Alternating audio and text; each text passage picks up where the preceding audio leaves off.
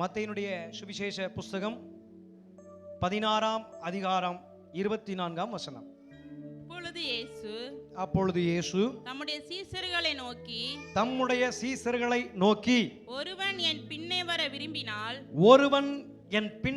வர விரும்பினால் அவன் தன்னைத்தான் வெறுத்து தன் சிலுவையை எடுத்துக்கொண்டு என்னை பின்பற்ற கடவன் என்று இயேசு கிறிஸ்து சொன்னார். ஒரு அல்லேலூயா சொல்லுங்களேன். ஹல்லேலூயா ஹல்லேலூயா ஹல்லேலூயா. இன்றைக்கு நாம் தியானிக்க வேண்டிய வார்த்தை என்னவென்றால், தன்னை மறத்தல் அல்லது தன்னை வெறுத்தல், பின்பு உபவாசம், பின்பு ஜபம், பின்பு தேவனால் கிடைக்கும் ஆசீர்வாதம். 4 வகையான தலைப்புகளிலே இன்றைக்கு நாம் தேவனுடைய வார்த்தையை தியானிக்க போகிறோம். நிச்சயமாக இன்றைக்கு நாம் தியானிக்கிற இந்த வார்த்தையினுடைய பின்னணியாக ஒரு மிகுந்த ஒரு ஆசீர்வாதத்தை ஆண்டவர் நமக்கு தருவாராக. ஹல்லேலூயா ஹல்லேலூயா ஹல்லேலூயா ஹல்லேலூயா ஹல்லேலூயா. தன்னை மறத்தல், சுய ஆசைகளையும் உலக செல்வங்களையும் விருப்பங்களையும் தியாகம் செய்து தேவனுக்காக வாழ்வதற்கு பெயர் தான் எனது தன்னை மறத்தல் அல்லது தன்னை வெறுத்தல். ஹல்லேலூயா. உபவாசம் அதாவது நோன்பு அல்லது விரதம்,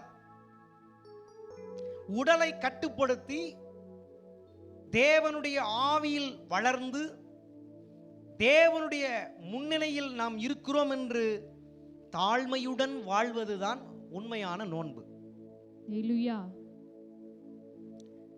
ஜெபம், தேவனோடு பேசும் தனிப்பட்ட ஒரு உறவு, நம்மை ஆவிக்குரிய உயர்வுக்கு அழைத்து சொல்லும் மாபெரும் சக்தி, அதுக்கு பேர் தான் ஜெபம். ஹல்லேலூயா. இதன் மூலம் கிடைக்கும் ஆசீர்வாதம் என்ன என்று நாம் யோசிக்கும் பொழுது, நாம் தியாகம் செய்து தேவனுடைய சமூகத்தில் ஜெபித்து நாம் நோன்பு என்கிற உபவாசம் விரதத்தையோடு கூட நாம் காணப்பட்டால் தேவன் பரிபூர்ண ஆசீர்வாதங்களை நமக்கு தருவார். நாமும் பரிபூர்ண ஆசீர்வாதங்களை அனுபவிக்கலாம். ஹல்லேலூயா ஹல்லேலூயா. இதை குறித்து தான் நாம் ஆழமாக இன்றைக்கு நாம் தியானிக்க போகிறோம். ஹல்லேலூயா ஹல்லேலூயா ஹல்லேலூயா. இன்று உலகம் முழுவதும்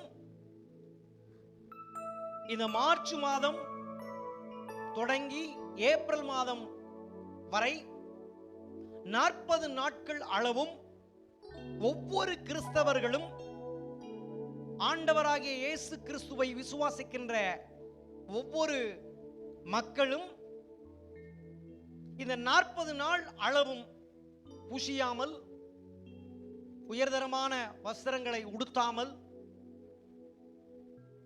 ஆண்டவருக்காக சபைக்கு சென்று ஒவ்வொரு நாளும் அனுதினமும் ஜெப நேரத்தை ஒதுக்கி அவர்கள் அழுது புலம்புவார்கள். எந்த ஒரு ஆகாரமும் மாமிச உணவுகளும் அவர்கள் என்ன செய்ய மாட்டாங்க, உட்கொள்ள மாட்டார்கள். அவ்வளவு பயபக்தியாக தேவனுடைய சமூகத்தில் என்ன செய்வார்கள், அவர்கள் காணப்படுவார்கள். ஹல்லேலூயா. இங்கே நாம் வாசித்தோம், ஒருவன் என்னை பின்பற்றி வர விரும்பினால் அவன் தன்னை வெறுத்து அல்லது தன்னை மறந்து தனக்கு கொடுக்கப்பட்ட சிலுவையை சுமந்து கொண்டு ஆண்டவராகிய இயேசுவின் பின்னே வர வேண்டும் என்று இயேசுவே இந்த உலகத்தில் மனித அவதாரம் எடுத்திருக்கும் பொழுது இவ்விதமாய் சொன்னார். ஹல்லேலூயா ஹல்லேலூயா ஹல்லேலூயா. இந்த லெந்து நாட்கள் அனுசரிக்க வேண்டும் என்று பரிசுத்த வேதாகமத்தில் எழுதப்படாத ஒரு சட்டம். ஹல்லேலூயா. அது ஒரு பாரம்பரியமாக கிறிஸ்தவ வாழ்க்கைக்குள் கடந்து வந்து விட்டது. ஹல்லேலூயா. கிறிஸ்தவர்கள் இதை கடைபிடிப்பது நல்லது என்று அவர்கள் நினைத்துக் கொள்கிறார்கள். சிலர் நம்புகிறார்கள், இந்த லெந்து நாட்களிலே நாம் இந்த நோன்பை உபவாசத்தை நாம் கடைபிடித்தால் நிச்சயமாக தேவன் நமக்கு ஒரு ஆசீர்வாதத்தை கொடுப்பார் என்று நம்புகிறார்கள். ஹல்லேலூயா. அவர்கள் நம்பிக்கையின்படி ஆக கடவது. ஹல்லேலூயா ஹல்லேலூயா ஹல்லேலூயா. யாரெல்லாம் இந்த 40 நாட்கள் உபவாசம் இருந்து ஆண்டவரை மகிமைப்படுத்தி கொண்டிருக்கிறார்களோ நிச்சயமாக கர்த்தர் தடை இல்லாமல் சகல ஆசீர்வாதங்களையும் கொடுப்பாராக. ஹல்லேலூயா. ஜனங்களும் விசுவாசிகளும் கர்த்தருக்கு பயந்து நடக்கிறவர்களும் ஆசீர்வாதங்களை பரிபூர்ணமாய் பெற்றுக்கொள்வார்களாக. ஆமென். ஹல்லேலூயா, ஹalleluya, ஹல்லேலூயா. ஹalleluya. இந்த தன்னை மறத்தல் என்கிற விஷயத்தை நோக்கி நாம் போகும்போது தேவனுக்காக வாழும் வாழ்க்கை குறித்து தான் சொல்லுகிறது. ஹalleluya, ஹல்லேலூயா. ஹalleluya. தன்னிலை மறத்தல், செல்ஃப் டெனியல் அப்படிங்கிற வார்த்தை ஆங்கிலத்திலே சொல்லப்பட்டிருக்கிறது. தன்னிலை மறத்தல் என்பது தனக்குத்தானே தோன்றுகிற ஆசைகளை மறத்தல், தனக்குத்தானே அனுபவிக்க வேண்டும் என்கிற ஒரு சுகம் இருக்கும் பார்த்தீங்களா, சுகத்தை அனுபவிக்க வேண்டும், அந்த சுகத்தை மறத்தல். தேவனுடைய சித்தத்திற்காக முழுவதுமாய் அர்ப்பணிப்பது ஒரு கிறிஸ்தவ வாழ்க்கையின் அடிப்படை தத்துவமாக இருக்கிறது. ஹalleluya. அதைத்தான் அவர் அங்கே இந்த வார்த்தையை சொல்லுகின்றார். தன்னைத்தான் மறத்தல் அல்லது தன்னைத்தான் வெறுத்தல். அதை அவர் சொல்லும் பொழுது அவர் தான் 100% அதை கடைபிடித்திருந்தார். ஹalleluya. உலகத்துல என்னதான் ஆண்டவராகிய இயேசு கிறிஸ்து மனித அவதாரமாய் பிறந்திருந்தாலும், அவருக்கும் எல்லா விதமான ஆசைகள் வந்திருந்தாலும், உலகத்தின் பிரகாரமாக சில காரியங்கள் அவர்களுக்குள்ளே இருந்தாலும், அதையெல்லாம் ஆண்டுடைய சித்தத்தை நான் செய்வதற்காக ஆண்டவரால் அனுப்பப்பட்டிருக்கிறேன் என்று அவர் உணர்ந்தபடியினாலே தன்னை மறந்துவிட்டார், தன்னுடைய சுய எண்ணங்களை மறந்துவிட்டார், தனக்குள் ஏற்படுகிற ஆசைகளை எல்லாம் அவர் மறந்துவிட்டார், சுகபோகத்தை எல்லாம் அவர் மறந்துவிட்டார், தேவனுக்காக தன்னை முழுவதுமாக அர்ப்பணித்து விட்டார். ஹalleluya, ஹல்லேலூயா. ஹalleluya. இதைத்தான் வேதத்தில் இப்படியாக சொல்லப்பட்டிருந்தது. யாராவது என்னை பின்பற்ற வர விரும்பினால் தன்னைத்தான் மறுக்க வேண்டும். உதாரணத்துக்கு நான் இருக்கிறேன் என்றால் என்னை நான் மறுக்க வேண்டும், எனக்குள் இருக்கிறவரை நான் நினைக்க வேண்டும்.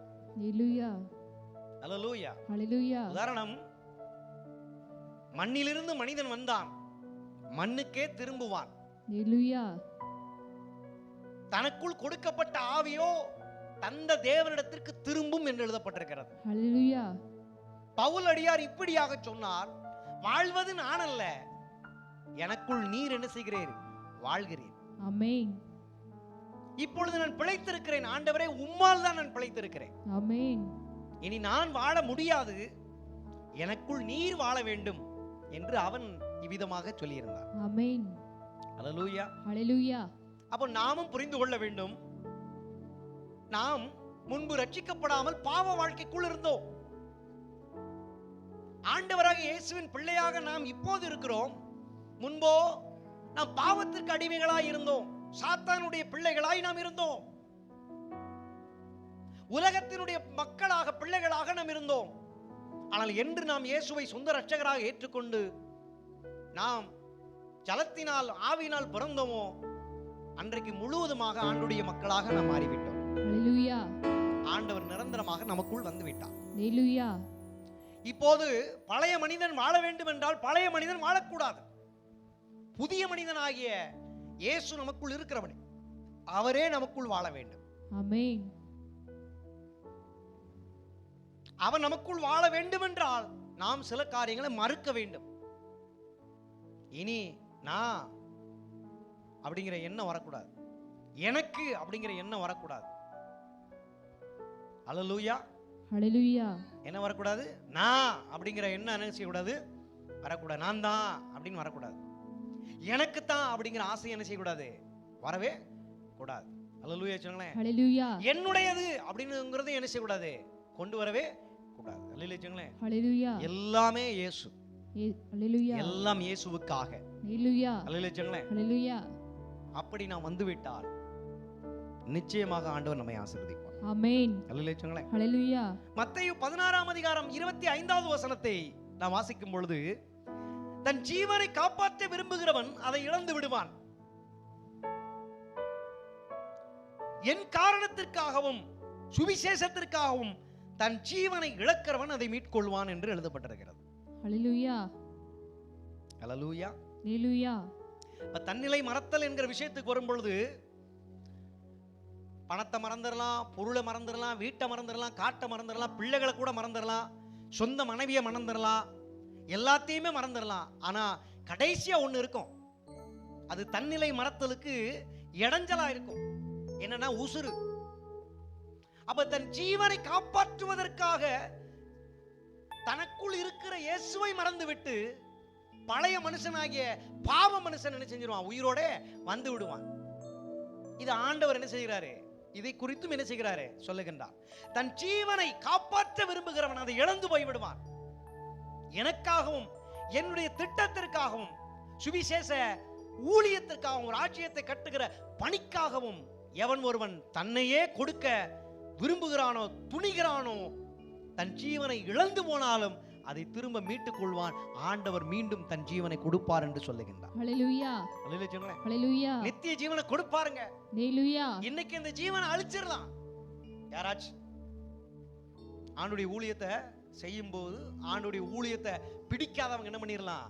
நம்முடைய ஜீவனை என்ன செஞ்சிடலாம்? எடுத்துடலாம். ஆனால் ஆண்டவர் சொல்லுகின்றார், என் நிமித்தம், என் நாமத்தின் நிமித்தம், என்னுடைய வேலையின் நிமித்தம், என்னுடைய சித்தத்தின் நிமித்தம் ஜீவனை ஒருவன் இழந்து போனால் அந்த ஜீவனை மறுபடியும் பெற்றுக்கொள்வதற்கு நித்திய ஜீவனை கர்த்தர் கொடுப்பார் என்று சொல்லுகின்றார். ஹல்லேலூயா. ஹல்லேலூயா. அப்ப தன்னிலை மறத்தலுக்கு பின்பாக இருக்கக்கூடிய ஆசீர்வாதம் நித்திய ஜீவன் நமக்கு தருவார். ஹல்லேலூயா. ஹல்லேலூயா. ஆமென். ஹல்லேலூயா. ஹல்லேலூயா. ஹல்லேலூயா. அப்ப நான் விசுவாசிக்கின்றேன், அப்போஸ்தல அற்புத கூடாரத்தின் இறை மக்களான உங்களை ஆண்டவர் நிச்சயமாக அவர் ஆசீர்வதிப்பார்.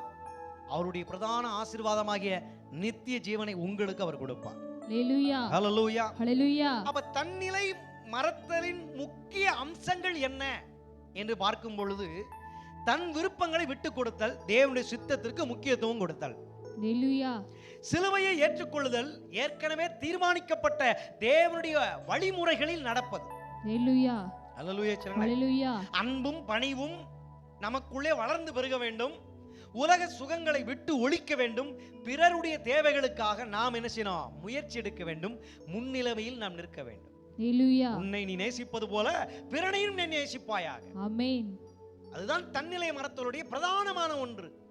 அதை ஆண்டவர் அதை 100% கடைபிடித்தார், செய்து காண்பித்தார். ஹல்லேலூயா. தன்னை அவர் வெறுத்து ஜனங்களுடைய மீட்புக்காக தன் ஜீவனையே அவர் கொடுத்து நம்மை மீட்டெடுத்திருக்கின்றார். ஹல்லேலூயா. ஹல்லேலூயா. ஹல்லேலூயா. நாம் ரத்தம் சிந்த கூடாது, நாம் எந்த கஷ்டங்கள் வேதனைகள் அனுபவிக்க கூடாது என்று அவர் உணர்ந்து அதற்காக 100% பாடுபட்டு தம்முடைய ரத்தத்தை எல்லாம் சிந்தி அடிக்கப்பட்டு நொறுக்கப்பட்டு பின்பாக நமக்கு ஒரு ஆசீர்வாதத்தை கொடுத்திருக்கிறார். ஹல்லேலூயா. இன்னைக்கு நம்ம சந்தோஷமா வாழ்றோம்னா ஆண்டவர் அன்றைக்கு தன்னை மறந்தார், தேவனை அவர் நினைத்தார். இன்றைக்கு நாமும் நமக்கு பின்னாடி வரப்போற சந்ததிகளை குறித்து நாம் கருணை உள்ளவர்களாக இரக்கமுள்ளவர்களாக காணப்பட்டால் நாம் நம்மை என்ன செய்யணும்? மறக்க வேண்டும், மற்றவர்களை நாம் நினைக்க வேண்டும். ஹல்லேலூயா. ஹல்லேலூயா. ஆவிக்குரிய போராட்டத்தில் ஜெயிப்பதற்கு உதவுகிற ஒன்றுதான் இந்த தன்னிலை மறத்தல். ஹல்லேலூயா. பாவத்திற்கு மரித்து நீதி என்கிற தேவ ஆவியிலே நாம் பிறந்து அதிலே தொடர்ந்து வாழ வேண்டும். இதுதான் தன்னிலை மறத்தலுடைய முக்கிய அம்சங்கள். ஹல்லேலூயா. தன்னிலை மறத்தலுக்கு சில உதாரணங்கள் உண்டு. பிலிப்பியர் 2ஆம் அதிகாரம் 5 முதல் 8 வசனங்களை நீங்கள் வாசிக்கும் போது இயேசு தனது சுகமான வாழ்க்கையை துறந்து மக்களுக்காக தன்னையே அர்ப்பணித்தார். அப்போஸ்தலர்கள் உலக மகிழ்ச்சியை விட்டுவிட்டு உலகத்தின் மூலமாய் கிடைக்கக்கூடிய சந்தோஷத்தை எல்லாம் விட்டுவிட்டு சுவிசேஷத்தை பிரசங்கித்து ஜனங்களை ஆத்தும ஆதாயம் செய்வதற்காக தங்களை அர்ப்பணித்தார்கள். மார்க்கு 10ஆம் அதிகாரம் 28 முதல் 30 வசனங்களை நாம் வாசித்து அறிந்து கொள்ள முடியும். அப்போ ஒரு தியான வாழ்வு அல்லது ஒரு தியாகமான வாழ்வு வாழும் கிறிஸ்தவர்கள் உலக ஆசைகளை கைவிட்டிருப்பார்கள். அவர்கள் ஜெபத்திலும் உபவாசத்திலும் தரித்திருப்பார்கள். அப்ப நாம் எப்படி தன்னிலையை மறக்கலாம்? தனக்குண்டான ஆசைகளை மறக்கலாம்? நாம் எப்படி தன் விருப்பங்களை மறக்க முடியும், வெறுக்க முடியும் என்று நீங்கள் தேடினால் ரோமர் புஸ்தகம் 12ஆம் அதிகாரம் முதல் 2 வசனங்களை வாசிக்கலாம்.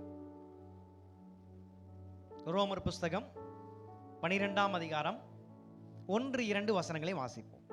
அப்படி இருக்க சகோதரரே, அப்படி இருக்க என்று சொல்லும் பொழுது அந்த ரோமர் புஸ்தகத்தில் 1ஆம் அதிகாரம் தொடங்கி 11 அதிகாரங்கள் படித்திருக்க வேண்டும். அப்படி இருக்க சகோதரரே, நீங்கள் உங்கள் சரீரங்களை பரிசுத்தமும் நீங்கள் உங்கள் சரீரங்களை பரிசுத்தமும் பரிசுத்தமும் தேவனுக்கு பிரியமுமான தேவனுக்கு பிரியமும் ஆன ஜீவ பலியாக ஒப்பு கொடுக்க வேண்டும் என்று ஜீவ பலியாக ஒப்பு கொடுக்க வேண்டும். அல்லேலூயா. ஹalleluya. அல்லேலூயா. உலக ஆசைகளை நீங்க விடணும், உங்களை நீங்களே மறக்கணும் அப்படின்னா உங்க சரீரத்தை ஆண்டவருக்கு ஒப்படைக்கணும்.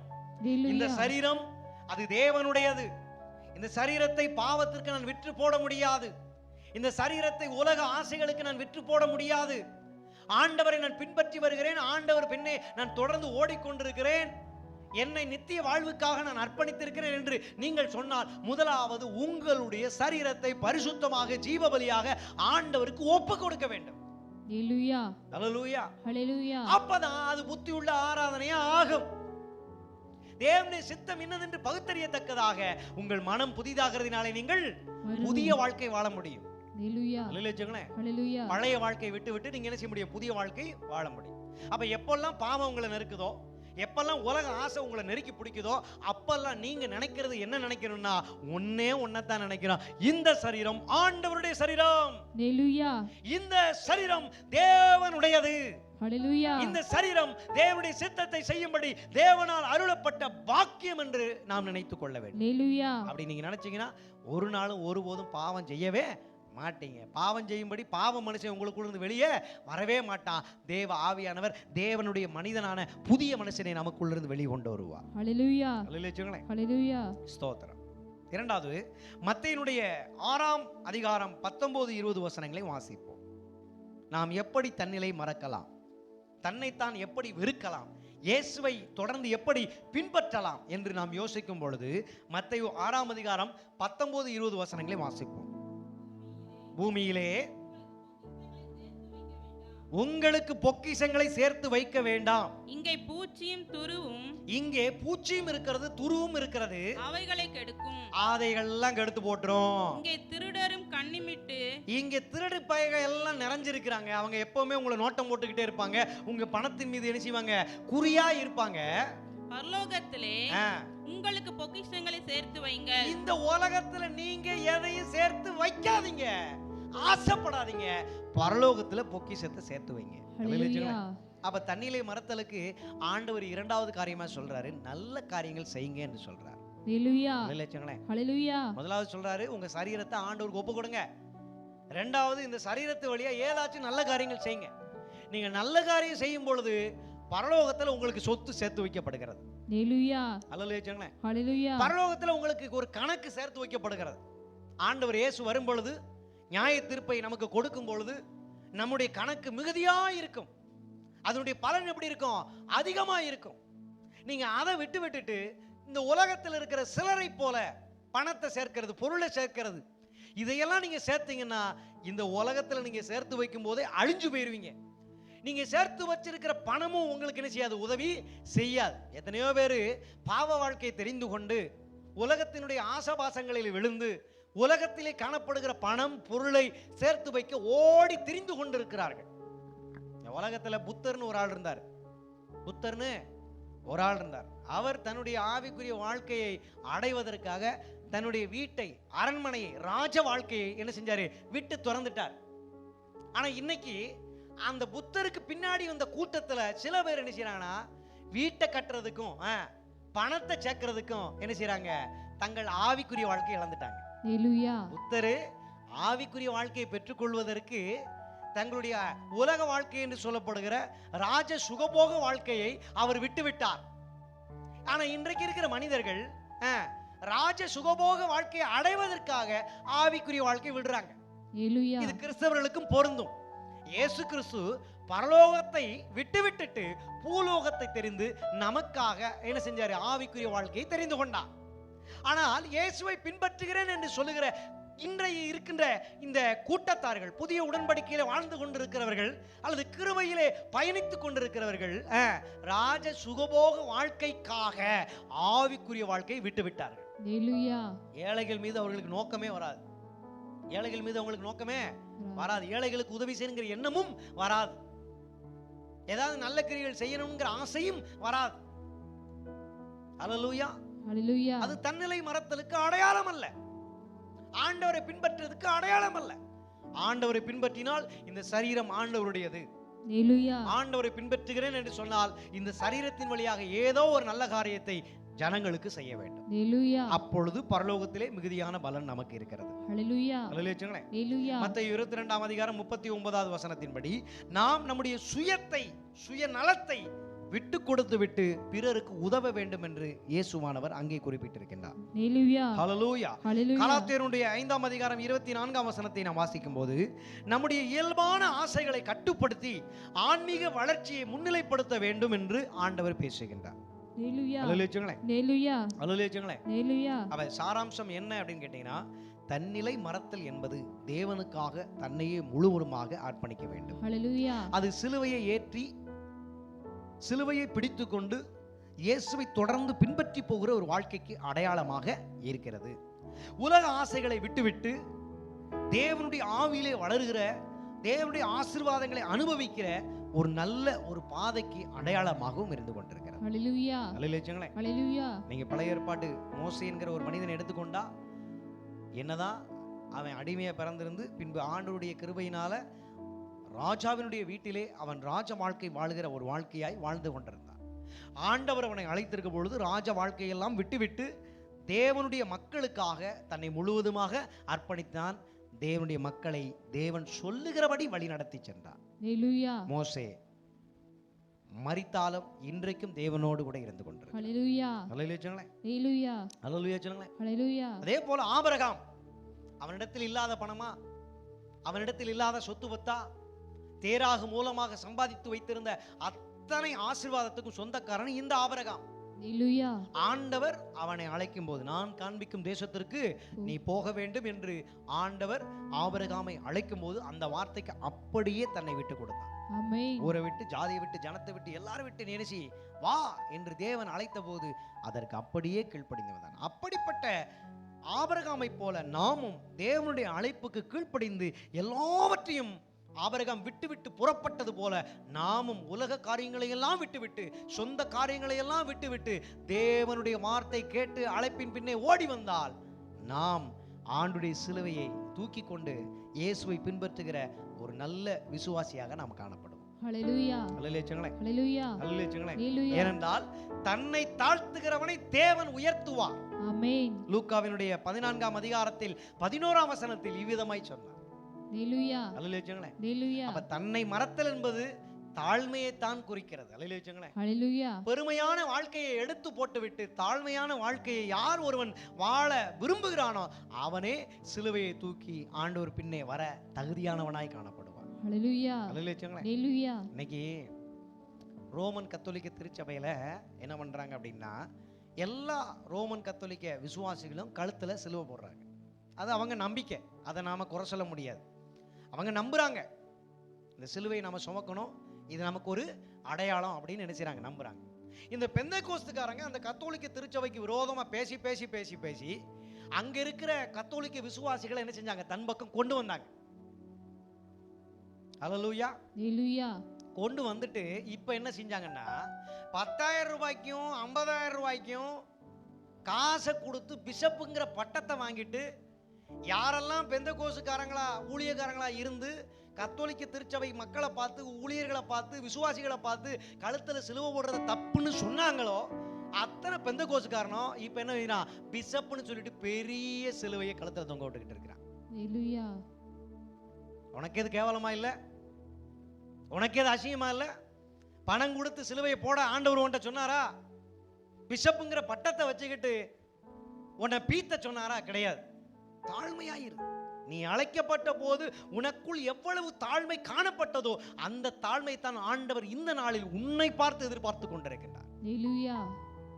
ஒரு தாழ்மை உள்ள ஊழியக்காரனை நீ நடந்து கொள். உனக்கு எதுக்கு பிஷப்பு பட்டம்? உனக்கு எதுக்கு கழுத்துல பெரிய சிலுவை? ஆண்டவர் தாழ்மையைத்தான் சிலுவை என்று சொல்லுகின்றார். ஹalleluya. கத்தோலிக்க நண்பர்கள் அதை புரியாமல் இருக்கலாம், பரவாயில்ல, அது அவங்களுடைய நம்பிக்கை. அவங்களை கேவலமா பேசி, அவங்களை குறை சொல்லி அவங்க சபையில் இருக்கிற ஆத்துமாக்கெல்லாம் நீ பிரிச்சுட்டு வந்துட்டு நீ பெரிய ஊழியக்காரன் என்று காண்பிக்கிறதுக்காக காசை கொடுத்து ஒரு பட்டத்தை வாங்கி உன் கழுத்துல சிலுவை தொங்கணும். உனக்கு கேவலமா இல்ல? யாரெல்லாம் பிஷப்னு பட்டத்தை வச்சுக்கிட்டு கழுத்துல சிலுவை தொங்க வச்சுக்கிட்டு நீங்க போறீங்களோ, உண்மையிலே நீங்க உண்மையான ஆண்டவரை பின்பற்றுகிற கூட்டம் அல்ல. ஹalleluya நீங்க பிசாசுடைய கூட்டத்தார் என்று நான் தைரியமாய் சொல்ல முடியும். ஹalleluya மனம் திரும்புங்கள். நீங்க செய்கிற ஊழியமே அது கள்ள ஊழியம், அது ஹalleluya பெருமையின் ஊழியம், அது விழுந்துமான ஊழியம், அது சபிக்கப்பட்ட ஊழியம் என்று ஆண்டவர் இந்த நாளிலே உங்களை பார்த்து பேசிக் கொண்டிருக்கிறார். ஹalleluya மறுபடியும் வாய்ப்பு கொடுக்கிறார். தன்னை தாழ்த்துங்கள், தேவன் உங்களை உயர்த்துவார். ஆமென் கழுத்துல போட்டிருக்கிற சிலுவையெல்லாம் கழட்டி தூர போடுங்க. பிசப்புங்கிற பட்டத்தை எல்லாம் கிழிச்சு என்ன செய்யுங்கிற குப்பை தொட்டியில போடுங்க. அது ஒண்ணுக்குமே உதவாது.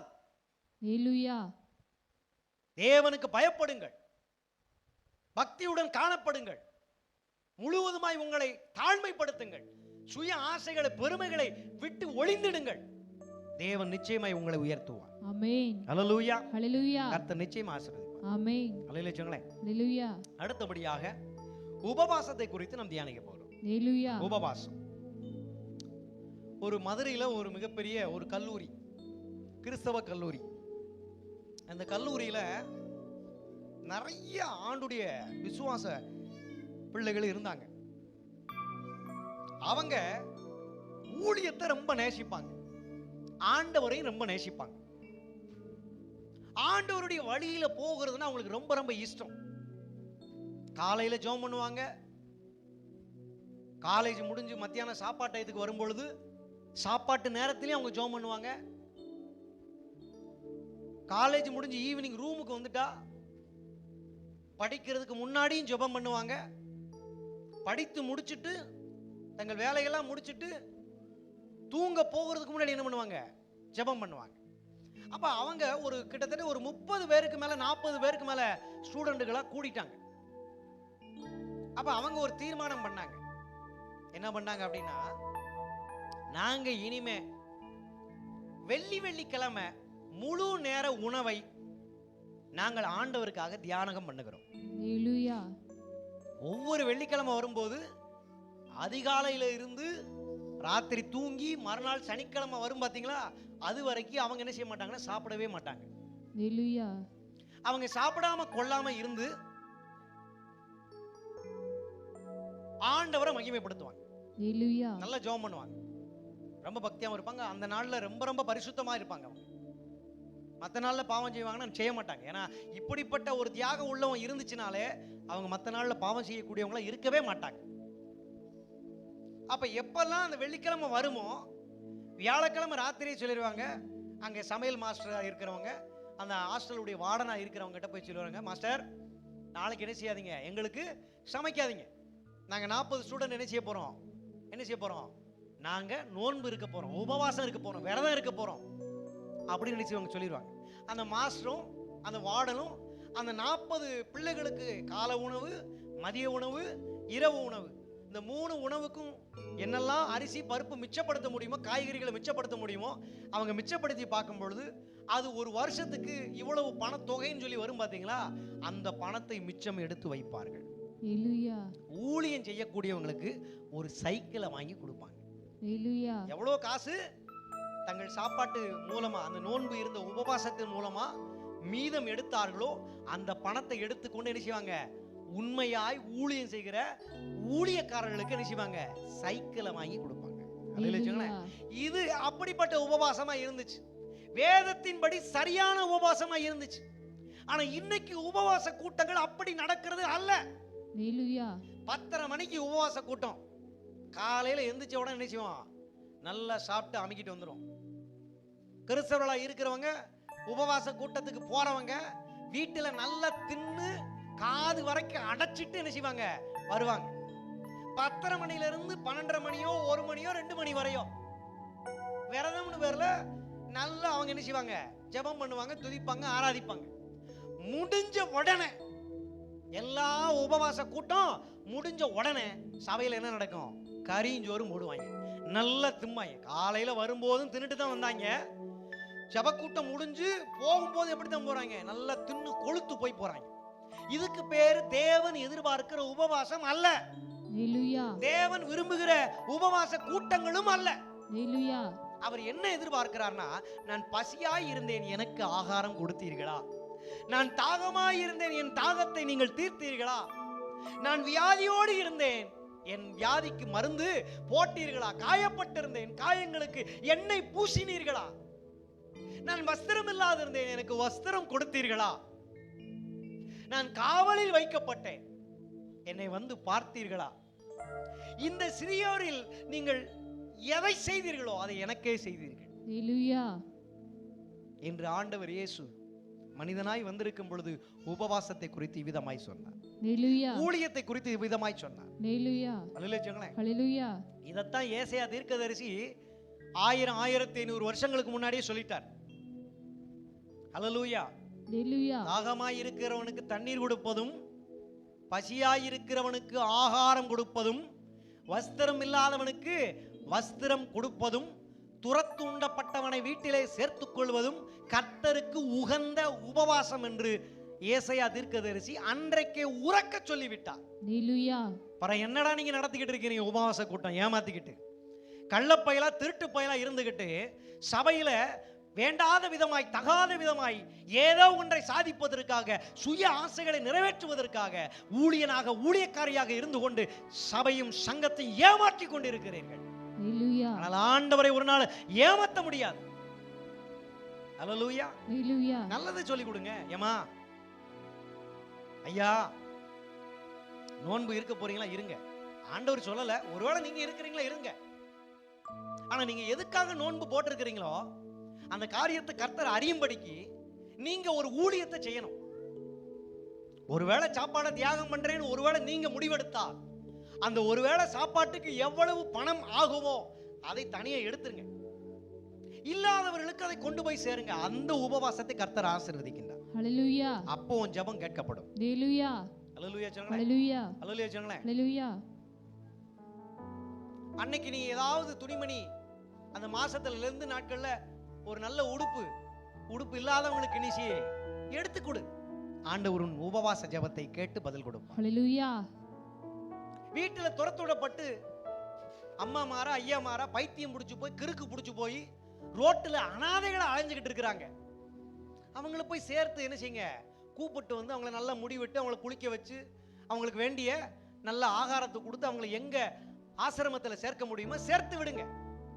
உங்களுக்கு சேர்க்க தெரியலையா, என்கிட்ட கொண்டு வாங்க. ஹல்லேலூயா ஹalleluya அவர்களை சரியான இடத்தில் கொண்டு போய் சேர்ப்பதற்கு தேவன் நல்ல ஒரு ஊழியத்தை நம்முடைய சபைக்கு கொடுத்திருக்கிறார். ஹalleluya துரத்துண்டப்பட்டவனை வீட்டிலே சேர்த்துக் கொள்வதுதான் உண்மையான உபவாசம். ஹalleluya கர்த்தருக்கு உகந்த உபவாசம் என்று ஏசாயா தீர்க்கதரிசி சொன்னதை நீங்கள் நினைவு கூர்ந்து கொள்ளுங்கள். ஹalleluya ஹல்லேலூயா. ஹalleluya இப்படிப்பட்ட உபவாசத்தை எதிர்பார்த்துக்கிட்டு இருக்கிறாங்க. அதை விட்டுட்டு சும்மா உங்களை நீங்களே ஏமாத்திக்கிட்டு ஜெப கூட்டம், உபவாச கூட்டம்னு ஏமாத்தாதீங்க.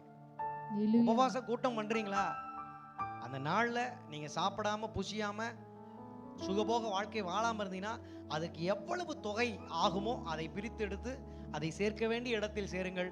நிச்சயமாக கர்த்தர் உங்களை ஆசீர்வதிப்பார். ஹalleluya ஹல்லேலூயா. ஹalleluya இங்கே இயேசு கிறிஸ்து 40 நாள் உபவாசம் இருந்தார். முழுசா தன்னை உலகத்துக்கு தள்ளி உலகத்திலிருந்து பிரிச்சு வனாந்தரத்துக்கு போயிட்டார். உலக மக்களோடு கூட சேரக்கூடாது, பிரிஞ்சு வனாந்தரத்துக்கு போயிட்டார். 40 நாளும் அவர் சாப்பாடு சாப்பிடல, தண்ணியும் குடிக்கல. வனாந்தரம் என்றால் அது கிட்டத்தட்ட ஒரு யாருமே போக முடியாது, அங்க இருக்க முடியாது. அப்படிப்பட்ட ஒரு பாலைவனம் போல் இருக்கக்கூடிய ஒரு இடம். அந்த இடத்தில் தன்னை தனிமைப்படுத்தி கொண்டு அவர் சாப்பிடாம புசியாம இருந்து அவர் என்ன செஞ்சாரு, வேண்டிக் கொண்டார். ஹalleluya யார் மூலமான? பரிசுத்த ஆவியானவராலே அவர் வனாந்தரத்துக்கு கொண்டு போனார் என்று எழுதப்பட்டிருக்கிறது. ஹalleluya அப்படி அவர் உபவாசம் ஜெபம் இருந்ததனால பிசாசை அவர் ஜெயித்தார். ஹalleluya இன்னைக்கு எவனாவது இந்த உபவாசம் கூட்டம் நடத்திக்கிட்டு பிசாசை ஜெயிக்கிறேன்னு சொல்லுங்க. இன்னைக்கு ஜெபம் பண்ணிட்டு போவோம், நாளைக்கு பிசாசு வந்துருச்சும்பா. நேத்தானடா நீ பிசாசை ஜெபம் பண்ணி கட்டி போட்ட, நீ உபவாச கூட்டத்துல கட்டி போட்ட அந்த பிசாசை மறுநாள் யார் அவுத்து விட்டா சொல்ல தெரியாது. கேட்டு பாருங்க, தெரியாது. ஹல்லேலூயா. ஹalleluya நீ இருந்ததே தவறான உபவாசம், நீ கட்டி போட்டன்னு சொன்னதே பொய். அதனாலதான் மறுநாளே அவன் உயிரோட எஞ்சி வந்துட்டான் பிசாசு. நீ எந்த பிசாசை கட்டி வச்சோ மறுநாளே உயிரை வந்துட்டான். அப்ப கடவுள் எதிர்பார்க்கிற ஒரு உபவாசத்தை, ஒரு ஜெப கூட்டத்தை நீ நடத்தினால் அதன் மூலமா உண்மையிலே பிசாசை நீ ஜெயிக்க முடியும், உன் கூட்டத்தார்களும் ஜெயிக்க முடியும். அப்படிப்பட்ட ஒரு முன்னுதாரணத்தான் இயேசு கிறிஸ்து வனாந்திரத்திலே 40 நாள் அளவும் அவர் புசியாமல் குடியாமல் இருந்து ஜெபித்து பிசாசை ஜெயித்தார். ஹalleluya ஹல்லேலூயா. ஹalleluya ஹல்லேலூயா. ஹalleluya அடுத்து உதாரணம் யாரும் இருக்காங்களாயா அப்படின்னு கேட்டீங்கன்னா, பழைய ஏற்பாட்டுல எஸ்தர் என்கிற ஒரு ஸ்திரீ காணப்படுகிறாள். ஹalleluya ஹalleluya. ஹalleluya. தன் இன மக்கள் முழுவதும் அழிந்து போக கூடாதென்று 3 நாட்கள் அவர் நோன்பு புசியாம குடியாமல் இருந்து அந்த ஜெபத்தை ஆண்டவருக்கு நேரா ஏறெடுத்து அவள் வெற்றி பெற்றிருக்கிறாள். ஹalleluya ஹalleluya. ஹalleluya. அப்ப உபவாசம் போட்டா ஒன்னு இயேசு மாதிரி உபவாசம் போடுங்க, 40 நாள் போடுங்க. இல்லையா எனக்கு முடியாதியா, எனக்கு எஸ்தர் மாதிரி 3 நாள் போட முடியும். 3 நாளும் காலையில இருந்து மத்தியானத்துல இருந்து ராத்திரி வரைக்கும் இப்படி தொடர்ந்து 3 நாளுக்கு நான் எப்படி இருப்பேன்? சாப்பிடாம இருப்பேன், ஆண்டவர்ட்ட ஜெபம் பண்ணுவேன். நீங்க ஜெபிச்சீங்கன்னா எஸ்தர் ராஜாத்திக்கு பதில் கொடுத்த தேவன் உங்களுக்கும் பதில் கொடுப்பார். ஆமென். ஹalleluya. ஹalleluya. இன்னும் வேற யாரும் இருக்காங்களா? இருக்காங்க. தானியேலை உங்களுக்கு நல்லா தெரியும். தானியேலுடைய சகோதரர்களை உங்களுக்கு நன்றாக தெரியும். சாத்ராக், மேஷாக், ஆபேத்நேகோ என்பவர்கள். இந்த 4 நபர்களும் அன்று இருந்த அந்த ராஜ்யத்திலே எல்லாருக்கும் கொடுக்கப்பட்ட ராஜா வீட்டு சாப்பாடு, சுகபோக சாப்பாடு, மாமிச சாப்பாடு, இதையெல்லாம் வேண்டாம் என்று ஒதுக்கி எங்களுக்கு காய்கறிகளை கொடுங்க, கீரை வகைகளை கொடுங்க, மாமிச உணவு எங்களுக்கு வேண்டாம் அப்படின்னு தானியேலுடைய சகோதரர்கள் ஆண்டவருடைய வைராக்கியத்தினாலே, தேவ வைராக்கியத்தினாலே அவர்கள் ஒரு உபவாசத்தை மேற்கொண்டார்கள், ஜெபித்தார்கள். அன்றைக்கு கடைசியில் ராஜ்யத்தில் உயர்த்தப்பட்டிருந்தார்கள். ஹalleluya ஹalleluya. ஹalleluya. முகத்தை வந்து பார்க்கறாங்க. பார்க்கும்போது கறி சாப்பிட்டவனுடைய முகம் எப்படி இருக்குன்னா வாடி போயிருக்கு. ஆனா பச்சை காய்கறிகளும் கீரை வகைகளும் சாப்பிட்ட நோன்பு இருந்த ஆண்டவரிடத்தில் ஜெபிச்ச முகம் எப்படி இருக்குன்னா பிரகாசமா இருந்துச்சு. ஹalleluya ஹalleluya. ஹalleluya. ஆண்டவர் சாப்பிடுன்னு சொல்லல, சாப்பிடாதன்னு சொல்லல. அவரு முன் உதாரணமா 40 நாள் சாப்பிடாம இருந்தாலும் அது பரிசுத்த ஆவியானவரால் கொண்டு போகப்பட்டார். ஒருவேளை நீங்க பரிசுத்த ஆவியானவரால் ஏவப்பட்டு நீங்க 40 நாள் இருக்கணும்னா நீங்க இருங்க, தப்பு கிடையாது. இல்ல என்னால இருக்க முடியாது, 3 நாள் இருக்க முடியும், 3 நாள் இருங்க. இல்லைங்கய்யா என்னால அதெல்லாம் இருக்க முடியாது அப்படின்னா நல்ல காய்கறி உணவுகளை சாப்பிடுங்க, ஆண்டவரை நோக்கி ஜெபம் பண்ணுங்க.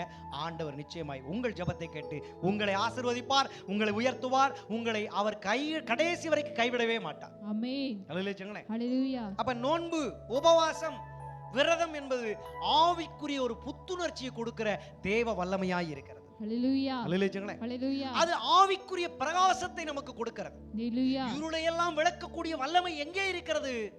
நோன்பு என்கிற உபவாசத்தில் இருக்கிறது. ஹalleluya. நோன்பு வழியாக, உபவாசத்தின் வழியாக நாம் ஜெபத்தில் காணப்பட்டால் நாம் பிரகாசமாக கொழுந்து விட்டு எரிகிற அக்கினியை போல் நாம் காணப்பட முடியும். ஹalleluya. பல மாற்றங்களை கர்த்தர் நம்முடைய வாழ்க்கையில கொண்டு வந்து தருவார். ஹalleluya ஹalleluya. ஹalleluya. அதை விட்டுட்டு பொய்யும் மாய்மாலமாய் இருக்கிற எந்த ஒரு உபவாசத்தையும் நீங்கள் செய்யாதிருங்கள். உபவாச கூட்டத்திலும் கலந்து கொள்ளாதிருங்கள். நல்ல காரியங்களை மற்றவர்களுக்கு செய்யுங்கள். அதன் மூலமாக உங்கள் ஜெபத்தை தேவன் கேட்டு பதில் தருவார். ஹalleluya. ஏழைக்கு இறங்குறவனுக்கு கர்த்தரவனுக்கே கடன் கொடுக்கிறான், கர்த்தர் நிச்சயமாக உதவி செய்வார். ஆமென். பசியாய் இருக்கிறவனுக்கு ஆகாரம் கொடுங்க, தாகமாய் இருக்கிறவனுக்கு தாகத்தை தீர்த்து விடுங்க, வஸ்திரம் இல்லாதவனுக்கு வஸ்திரத்தை கொடுங்க. வீட்டிலிருந்து துரத்துண்டப்பட்டு ரோட்ல அனாதைகளை அலைந்து கொண்டு இருக்கிறவர்களை என்ன செய்யுங்க? அநாத ஆசிரமங்கள் என்று சொல்லப்படுகிற கிறிஸ்தவ ஆசிரமங்களில் என்ன செய்யுங்க? சேர்த்து விடுங்க. கர்த்தர் நிச்சயமாய் உங்களை ஆசீர்வதிப்பார். ஹalleluya அல்லேலூயா. ஹalleluya. மூன்றாவதாக ஜெபம். தேவனுடைய சித்தத்தை பெறுவதற்கு ஒரு உந்து சக்தி, ஒரு வல்லமை தான் ஜெபம். அல்லேலூயா. ஹalleluya. தேவனுடைய சித்தத்தை அறியணுங்க, தேவனுடைய சித்தத்தை பெற்றுக்கொள்ளணுங்க.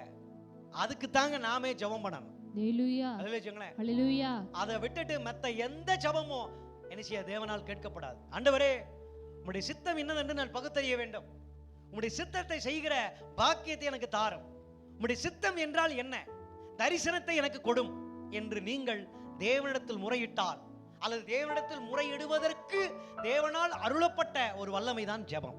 ஹalleluya அல்லேலூயா. ஹalleluya அல்லேலூயா. ஹalleluya. இன்னைக்கு ஜெப கூட்டம்னு காசுக்காக, பணத்துக்காக, பொருளுக்காக, வீட்டுக்காக, காட்டுக்காக, உல்லாசமா வாழும் வாழ்க்கைக்காக அப்படியே ஜெபிச்சு ஜெபிச்சு பழகிட்டாங்க. ஹalleluya. ஆண்டவர் சொன்னார், பலவிதமான அந்நிய போதனைகளினால் அலைவுண்டு தெரியாதிருங்கள் என்று பவுல் அப்போஸ்தலன் மூலமாக ஆண்டவர் சொன்னார். வேதத்தில் அப்படி ஒரு வார்த்தை இருக்கிறது. ஹalleluya. ஏன் அப்படி சொன்னார்? மோகன் சியை போய் பார்க்கிறோம், அவர் ஜபம் ஜபம் என்று முக்கியத்துவப்படுத்துவார். அவருக்கென்று ஒரு உபதேசம் இருக்கிறது. இந்த பக்கம் ஆலன் பால் என்கிற ஒரு தேவ மனிதர் இருக்கிறார். அவருக்கென்று ஒரு உபதேசத்தை வைத்திருக்கிறார். ஆசீர்வாதத்தை மாத்திரம் சொல்லிக் கொடுப்பார். இன்னும் பலதரப்பட்ட தேவ ஊழியர்கள் இந்த உலகத்திலே இருக்கிறார்கள். ஒவ்வொரு நபருக்கென்றும் ஒவ்வொரு உபதேசங்களை தனக்குள் வைத்திருக்கிறார்கள். ஆனால் இங்கே பவுலடியால் சொல்லுகிறார், நீ ஒரு திருச்சபைக்கு செல்கிறாயா, அந்த திருச்சபையில் தொடர்ந்து நிலைத்திரு. அந்த திருச்சபையில் என்ன உபதேசம் உனக்கு கற்றுக்கொள்ளப்படுகிறதோ அந்த உபதேசத்தில் நிலைத்திரு. பலவிதமான அந்நிய போதனை என்று சொல்லப்படுகிற மோகன்சி பின்னே போகாதிருங்கள், ஆலன் பால் பின்னே போகாதிருங்கள், மற்ற ஜப கூட்டங்களுக்கு நீங்கள் போகாதிருங்கள். உங்கள் சபையில் உங்கள் போதகர் மூலமாக உங்களுக்கு நடத்தப்படுகிற ஜப கூட்டங்களிலே கலந்து கொள்ளுங்கள், அந்த உபதேசங்களை நிலைத்திருங்கள், ஜெபியுங்கள், உங்கள் ஜெபம் கர்த்தரால் கேட்கப்படும். ஹல்லேலூயா. இதுக்கு பேர் தான் கிருபையில் ஸ்திரப்படுவது. ஹல்லேலூயா. நிறைய பேருக்கு இது தெரியாது. கிருபையில் ஸ்திரப்படுகிறது என்றால் தனக்கு நியமிக்கப்பட்ட ஓட்டத்தில் ஓடுவது, ஹல்லேலூயா. தனக்கு நியமிக்கப்பட்ட சபையிலே நிலைத்திருப்பது, ஹல்லேலூயா. தனக்கு நியமிக்கப்பட்ட உபதேசத்திலே தொடர்ந்து செவி கொடுத்து விசுவாசித்து ஏற்றுக்கொண்டு அந்த உபதேசத்திலே வாழும்படி தங்களை ஒப்பு கொடுப்பது. ஹல்லேலூயா. இதுதான் கிருபையில் ஸ்திரப்படுவது. ஹல்லேலூயா.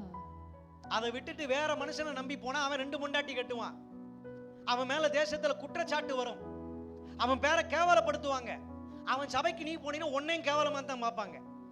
அவனே 2 பொண்டாட்டிக்காரன், அவன் சபைக்கு நாமளும் போனா நம்மளும் இப்படித்தான் சொல்லுவாங்க. அவனே 2 பொண்டாட்டிக்காரன், அவன் சபைக்கு உன் வீட்டு பிள்ளைகளை, பெம்பளை பிள்ளைகளை நீ அனுப்புனா உன் பிள்ளைகளும் தப்பா தான் சொல்லுவாங்க.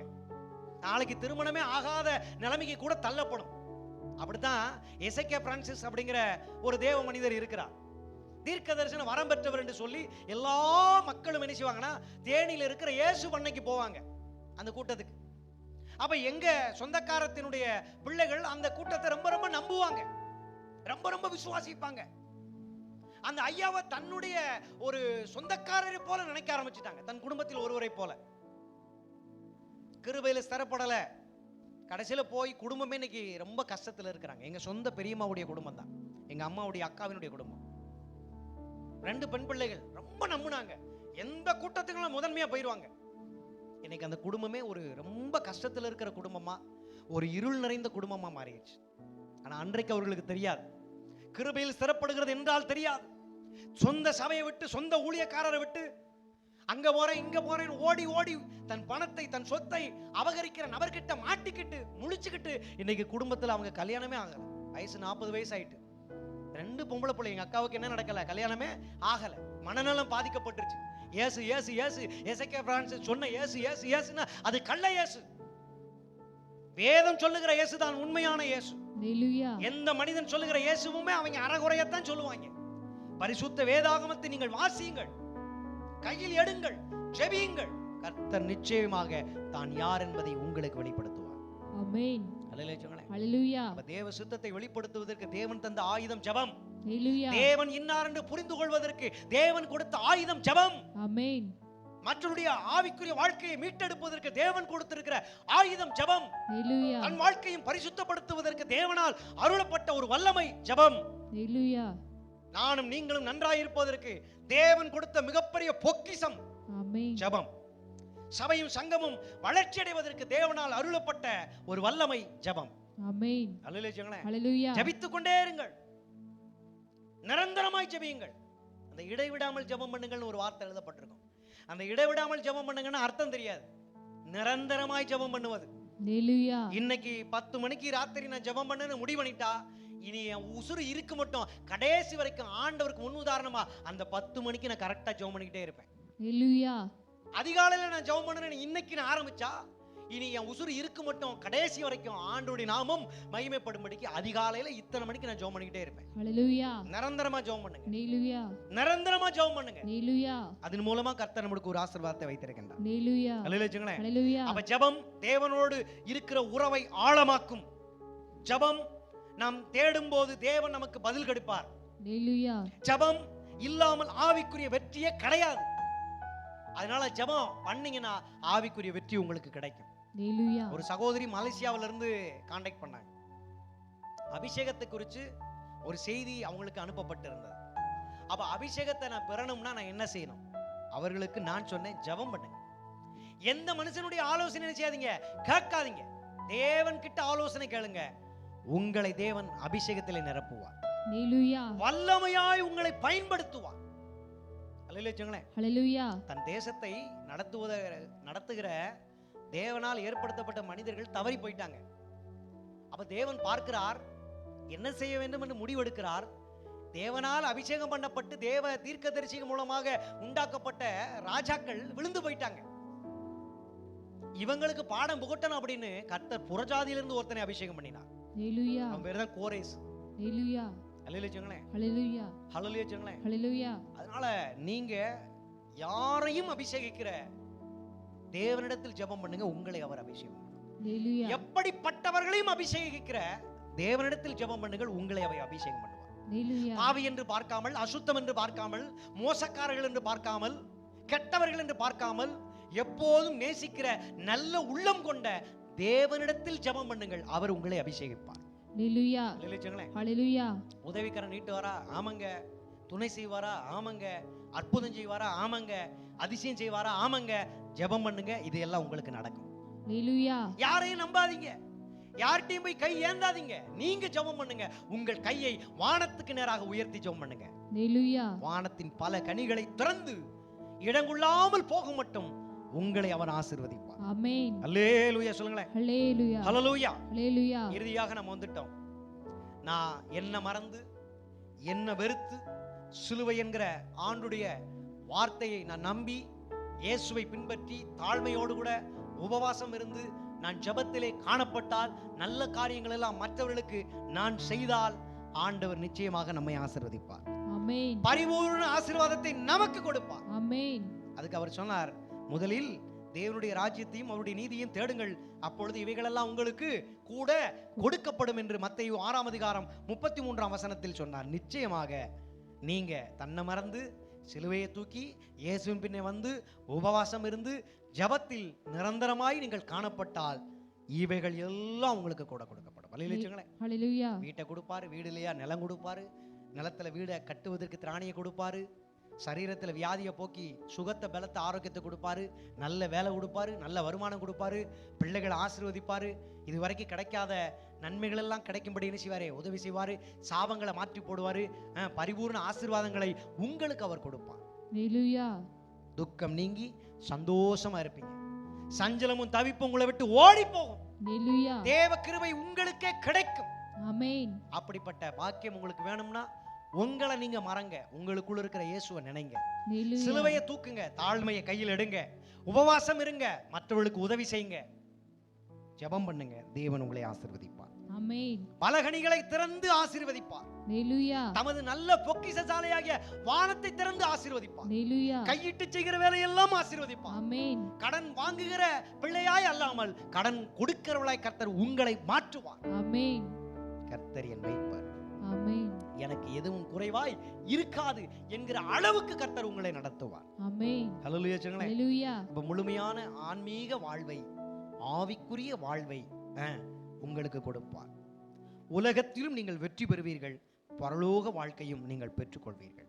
ஆமென். இன்று ஜெபத்தில் நிலைத்திருந்து உபவாசத்தை கடைபிடித்து உங்களை நீங்களே மறந்து தேவனுடைய மாபெரும் ஆசீர்வாதங்களை அனுபவியுங்கள் என்று சொல்லி பிதா குமாரன் பரிசுத்தாவினாலே இந்த செய்தியை கேட்ட உங்களை நான் ஆசீர்வதிக்கிறேன். ஆமென். கர்த்தர் நிச்சயமாக உங்களை ஆசீர்வதிக்கவே ஆசீர்வதித்து உங்களை பெருகவே பெருக பண்ணுவார். ஆமென். கர்த்தர் நல்லவர்.